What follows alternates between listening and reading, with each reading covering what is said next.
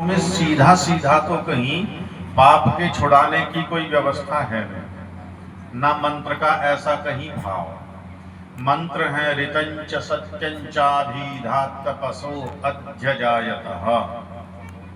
वहां तो सृष्टि के क्रम की प्रक्रिया है, कैसे कैसे सृष्टि का निर्माण किया, और परमपिता परमात्मा की शक्तियों का वर्णन है।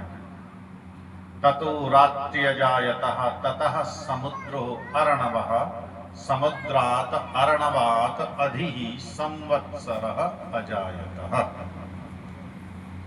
इस पृथ्वी पर जो ये महासमुद्र है, आकाश में जो बादलों के रूप में अर्णव कहते हैं बादलों को, बादलों में भी जल ही जल राशि भरी पड़ी है। कितनी अथाह जल राशि है, किसने पहुंचा रखी है जी? किसकी व्यवस्था से ये जल पहुंचा है ऊपर? हमारा यहाँ छत पर सामने वो पानी की टंकी है, देखो, उस टंकी में जल पहुंचाने के लिए नीचे मोटर आदि लगाने पड़ते हैं। हमें छत पर पानी चढ़ाने के लिए भी मोटर आदि लगाने पड़ रहे हैं।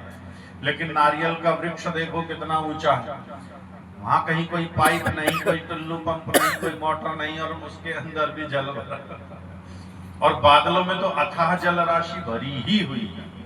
तो इस सब की व्यवस्था कौन करने वाला? परम पिता परमात्मा। उसके पास में कितना ज्ञान, कितनी शक्ति, कितना बल, कितना सामर्थ्य है। मैं अपनी छोटी सी शक्ति को लेकर, छोटी सी विद्या को लेकर, छोटे से सामर्थ्य को लेकर, छोटी सी संपत्ति को लेकर अहंकार में ही भूला जा रहा था। मेरे से बड़ा कोई विद्वान नहीं, मेरे से बड़ा कोई दानी नहीं, मेरे से बड़ा कोई धर्मात्मा नहीं, मेरे से बड़ा कोई उपदेशक नहीं, मेरे से बड़ा कोई याज्ञिक नहीं।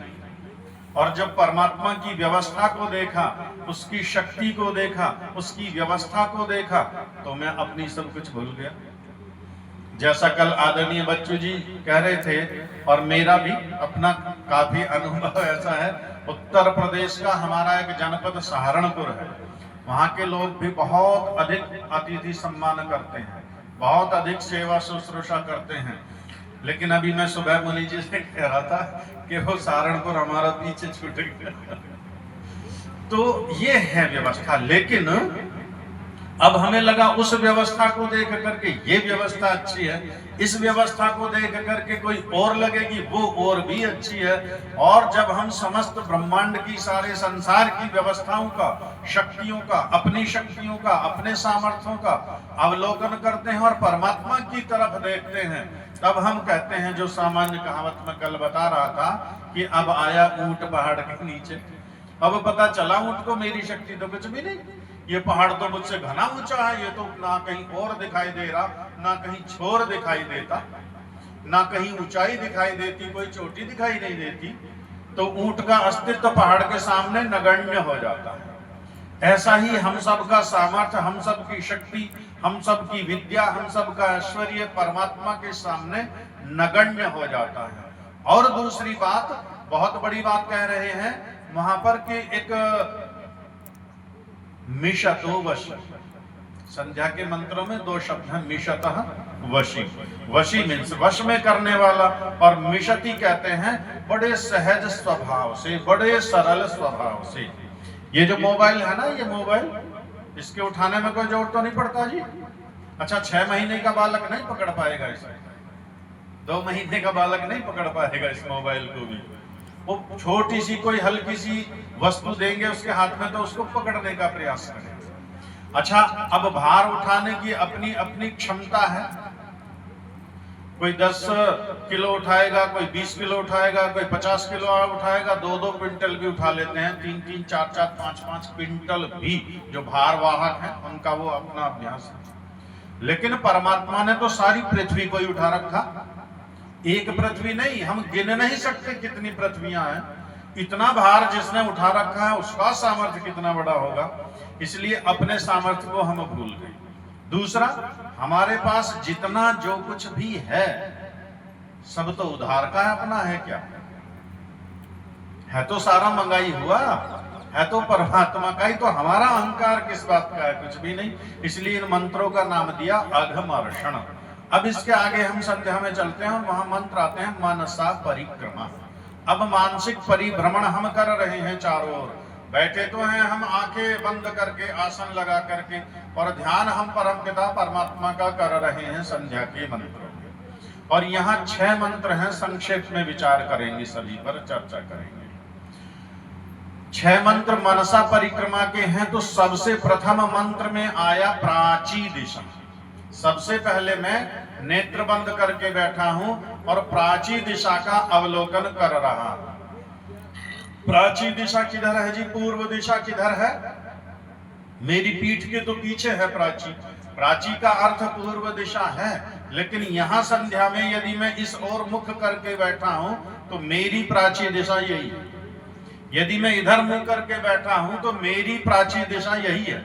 और यहाँ यज्ञ वेदी पर हम अभी चारों ओर बैठे थे ना, और यहीं बैठ करके यदि हम ब्रह्म यज्ञ भी करते हैं, संध्या भी करते हैं, तो जिसका मुख जिस ओर है उसके लिए वही प्राची दिशा ही है। और प्राची दिशा का अधिपति स्वामी कौन है? परमपिता परमात्मा अग्नि स्वरूप होकर के वह प्राची दिशा में मेरी रक्षा करता है, मेरी सहायता करता है और मुझे आगे बढ़ने के लिए प्रेरित करता है। अग्नि ही अग्रणी भवति, वो ज्ञान में, विज्ञान में, शक्ति में, सामर्थ्य में आगे ही है, अर्थात हमसे आगे है, बड़ा है, और वह निरंतर मुझे प्रेरित करता है, मेरी रक्षा करता है।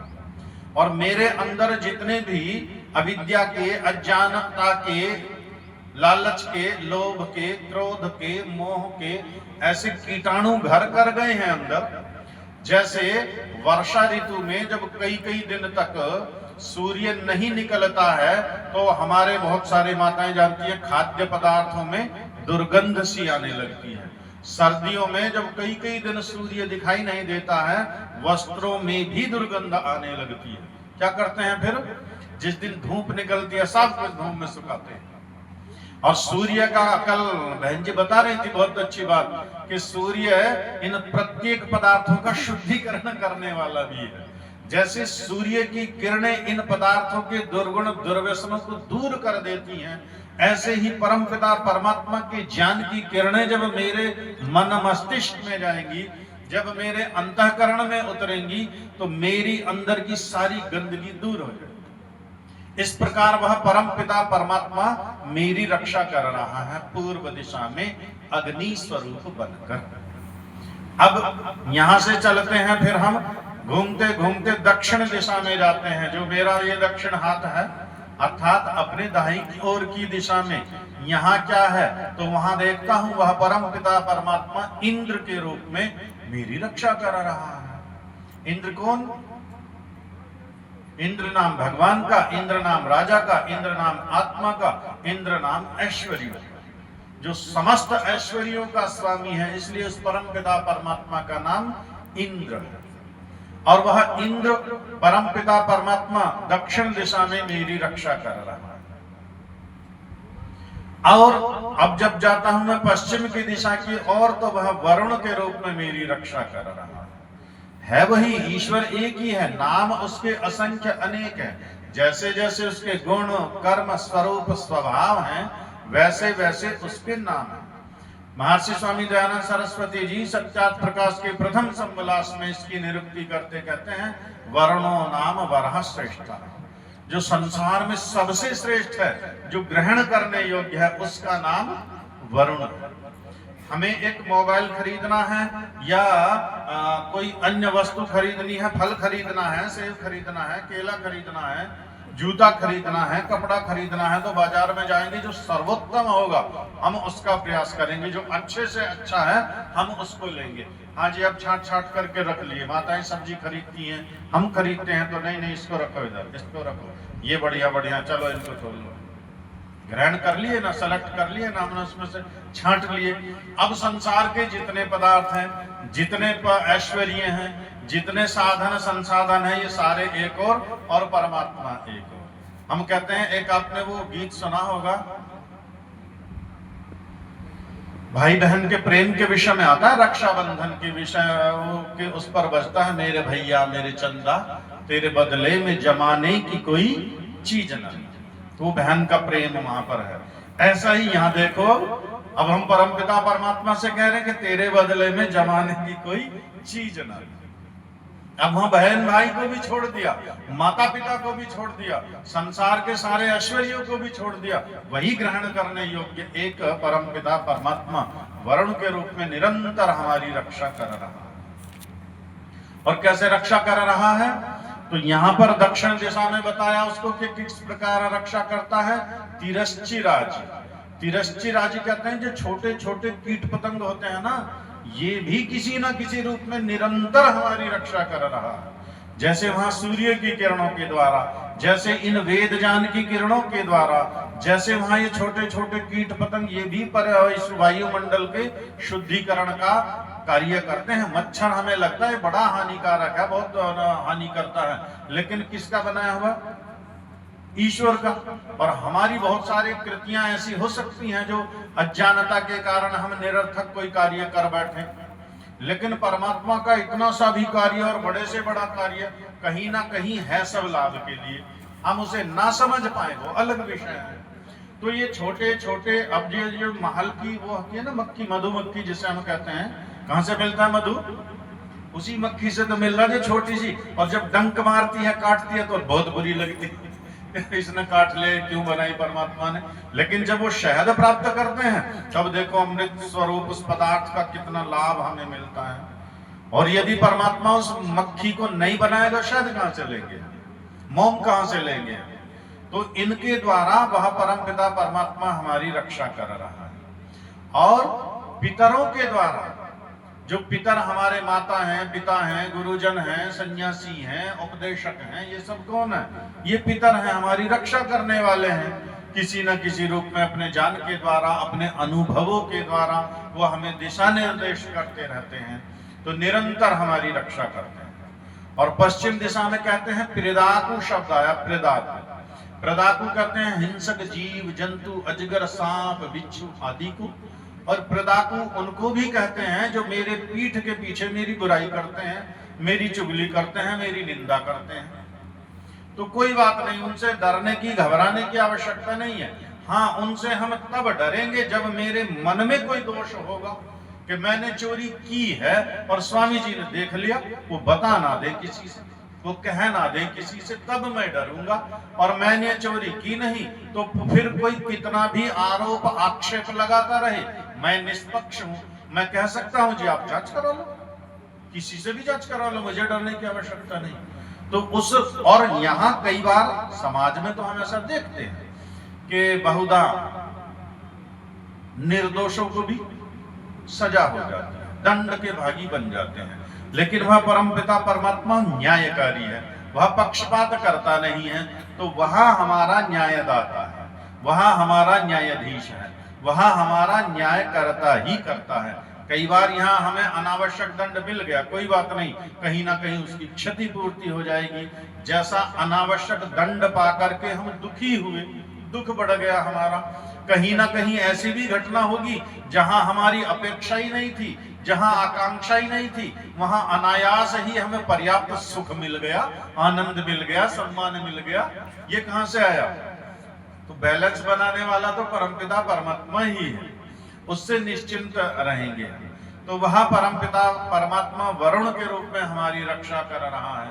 उत्तर दिशा में देखते हैं तो वही परमपिता परमात्मा सोम के रूप में शांत सरल स्वभाव वाला, कभी क्रोधित नहीं होता, कभी उत्तेजित नहीं होता, कभी उद्वेलित नहीं होता, शांत बना रहता है एक रस। और सारे संसार का निर्माण करने वाला वही, सारे संसार में जितने अच्छे अच्छे पदार्थ बनाए, वनस्पतियां, औषधियां, फल फूल कंद मूल, किसके लिए? सब हमारे सुख बढ़ाने के लिए।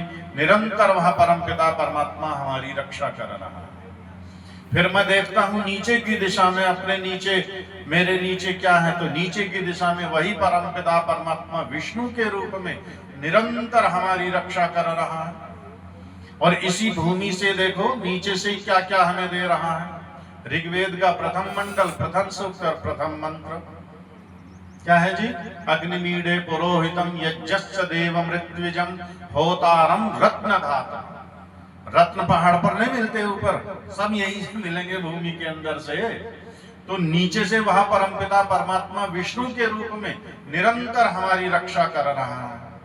अभी जब हम यज्ञ करते हैं ना, सीमित समय होता है तो सीमित बातें करते हैं, अनावश्यक बातों का या बहुत अधिक विस्तार में जाने का उतना समय नहीं होता। हम 3 आचमन करते हैं, इन 3 आचमनों का अपना विज्ञान है, साइंस है। हमारा जो ये सनातन संस्कृति है, धर्म है, ये 100% विज्ञान है। इसमें अभी जैसे सरपंच जी बता रहे थे ना कि उनके यहाँ तो वो ऐसा करते हैं, ये ऐसा करते हैं, वो ऐसा करते हैं, कि भाई हमारे आर्य समाजी तो इस प्रकार कार्य कर लेते हैं। एक तो हम देश काल परिस्थिति के अनुसार चलना जानते हैं जी, दूसरा हम शास्त्र के अनुसार चलने का प्रयास करते हैं। प्रदर्शन में हमारा तनिक भी विश्वास नहीं होता, तो हम विधि के अनुसार प्रयास कर। अब यहाँ पर जो ये 3 हम आचमन लेते हैं, आचमन हम हाथ में लिया जल और तब पीते हैं। कटोरी से पी लो जी, चम्मच से पी लो उठा करके, नहीं, व्यवस्था दी ऋषियों ने, आप हाथ पर रखिए जल, और जितना जल हाथ पर आएगा, ये जो हाथ में गड्ढा सा होता है ना, बीच का स्थान, इतना सा जल लेता है। तो इसका अर्थ है, एक तो कंठ में कफ आदि की निवृत्ति हो जाती है, उसके लिए। दूसरा इसका जो साइंटिफिक महत्व है ये कि ऋषियों ने यहाँ हमें उपदेश दिया कि आप इस बॉडी के अंदर जो भी पदार्थ डालेंगे ना बहुत ठंडा हो। बच्चे विशेष रूप से ध्यान देंगे, कोल्ड ड्रिंक और हॉट ड्रिंक दोनों इसके लिए हानिकारक हैं, ये बता रहे हैं ऋषि यज्ञ के माध्यम से। चाय, कॉफी, कहवा, और ये जो अब चलेगा, गर्मी आई गई तो ये फ्रीज वाले जो चलेंगे, मटके का पानी सर्वोत्तम, मुनि जी ने कल परसों पिलाया पानी, उसका टेस्ट भी अलग ही होता है। तो फ्रीज वाला पानी हमारे लिए हानिकारक। अब इस जल को जब हम हाथ में लेंगे और तब मंत्र बोलेंगे, तब तक इसका टेम्परेचर ही बॉडी के अनुकूल आ जाना है। थोड़ा सा तो जल है, हाथ पर रखा है, और अब कहते हैं हम उपस्तरण, ये होता है हमारा जो नीचे आसन बिछाए हुए हैं ना, ये उपस्तरण है। यही विष्णु के रूप में परमपिता परमात्मा नीचे से वही तो हमारी रक्षा कर रहा है। हम विष्णु भगवान की गोदी में ही बैठे हुए हैं इस समय जब हम यज्ञ कर रहे हैं। और ऊपर कहते हैं फिर हम अपीधानम, अपीधानम कहते हैं संस्कृत में ढक्कन को। माताएं जो भी पाकशाला में भोजन बनाती हैं और अन्य जो भी भोज्य पदार्थ हैं, सब ढक करके रखते हैं ना जी। साग सब्जी, घी, दूध, मिर्च, मसाले जो भी हैं, सब हमारे ढके रहते हैं। किस लिए? ढक्कन रख करके पदार्थ सुरक्षित हो जाता है। तो वहां परमपिता परमात्मा ऊपर से भी मेरी रक्षा कर रहा है। ढक्कन भी वही है, नीचे से भी गोद में उसी के बैठा हूं। निर्भय निश्चिंत होकर मैं अपना कार्य करूं, मैं अपनी उपासना करूं। तो नीचे से वो विष्णु अनेक प्रकार के रत्नों को, आभूषणों को, वृष, ये बड़े बड़े कलमाश, ग्रीवा कहते हैं जिसकी ग्रीवा मीन्स गर्दन होता है, और कलमाश ग्रीवा बड़े बड़े गर्दन वाले जो ये वृक्ष हैं, अर्थात जो विशाल काय वृक्ष है, इनसे क्या मिलता है जी? बड़ी छाया मिलती है, और इमारतियां, लकड़ियां मिलती हैं। ये कहां से मिलेंगी? बड़े बड़े वृक्षों से। और वीरुधा कहते हैं छोटी छोटी जो वनस्पतियां, औषधियां होती हैं। पुदीने की चटनी देखो कितनी लाभदायक होती है शरीर के लिए। इतना सा ही तो पेड़ होता है, छोटा सा। और यूकेलिप्टस का पेड़ कितना बड़ा, सागवान का पेड़ कितना बड़ा, शीशम का पेड़ कितना बड़ा। उनसे इमारत की वो बनाने की हमारे लकड़ी, दरवाजे, ये प्राप्त होते हैं। तो इस सृष्टि में जितनी भी वनस्पतियां, औषधियां हैं, एक भी ऐसी नहीं है जिससे हमें हानि हो रही है। हाँ, हम अपनी अविद्या और अज्ञानता के कारण तो हानि उठा लेते हैं उनसे। बबूल का वृक्ष है, उसमें तो कांटे ही कांटे हैं। ऐसे अनेक वृक्ष हैं जिनमें कांटे ही कांटे हैं। तो हमें लगेगा कि ये तो निरर्थक हैं, हानिकारक हैं, लेकिन ये सब लाभदायक हैं, सब लाभदायक हैं, सब परमात्मा के बनाए हुए हैं। अब हमें आवश्यकता है कि उन्हें हम समझें और तब उनसे हम लाभ लें। पुदीना है, धनिया है, इनसे भी और छोटे छोटे, हम सब ग्रामीण क्षेत्रों के हैं। हमारे यहाँ एक व्यक्ति थे, गांव के थे, और एक घास लाते थे स्वामी जी, घास लाते थे उखाड़ करके, और गाय भैंस के शरीर में कहीं कोई जख्म हो गया, चोट हो गई, ला करके गले में बांध दिया। बस खिलाना पिलाना कुछ नहीं है, उस घास को ला करके गले में बांध दिया। शरीर में यदि कीड़े पड़े हैं ना पशु के, वो कीड़े झड़ करके नीचे गिरने लगेंगे अपने आप 1-2 घंटे में, और 1-2-4 दिन में वो जख्म धीरे धीरे एकदम सूख जाएगा। गाय भैंस हमारी बच्चा देती है, कई बार जेर ना डालने की समस्या आ जाती है। तो एक यहाँ हमारे खड़ा होगा खूब, उसको हमारे यहाँ चिरचिटा कहते हैं। जानते हैं आप ऐसा चिरचिटे का कोई पेड़? अपामार्ग कहते हैं उसको शास्त्र की भाषा में। तो उस पर भी इतनी लंबी सी वो आती है फली सी, उस पर कांटे होते हैं, कपड़ों आदि में चिपक जाता है जी। हाँ, जो भी बोलते हैं। तो वो इतना बढ़िया है, गाय भैंस ने बच्चा दिया, जेर नहीं डाला है, आप 1-2 घंटे प्रतीक्षा कर लीजिए। नहीं डाला है तो इतना सा एक पेड़ पाड़ करके ले आइए, आप भी गले में बांध दीजिए। मैंने परीक्षण किए कई बार, 1 घंटा लगेगा जेर बाहर, ना डॉक्टर की जरूरत, ना कोई खिलाने की जरूरत, ना पिलाने की जरूरत। ये सारी वनस्पतियों औषधियों के द्वारा वह परम पिता परमात्मा निरंतर हमारी रक्षा करता रहता है। और फिर कहते हैं ऊपर की दिशा में बृहस्पति सबसे बड़ा। जैसे ये आकाश दिख रहा है ना हमें, तो जहां तक दृष्टि जाती है आकाश ही आकाश, वो आकाश से भी बड़ा, वो आकाश भी इसमें समाया हुआ उसी के अंदर। तो वह बृहस्पति के रूप में ऊपर से नित्य निरंतर वर्षा की बूंदों के द्वारा हमारी रक्षा कर रहा है। ऊपर बैठा बैठा वो वर्षा करता रहता है, तो निरंतर हमारी रक्षा करता है। ये मानसिक परिभ्रमण हमने कर लिया, और यहाँ संसार के जितने भी पदार्थ हैं इन सबको भी देख लिया। आज इसको पूरा कर देंगे जी 5-7 मिनट, यदि हो जाएगा 2-4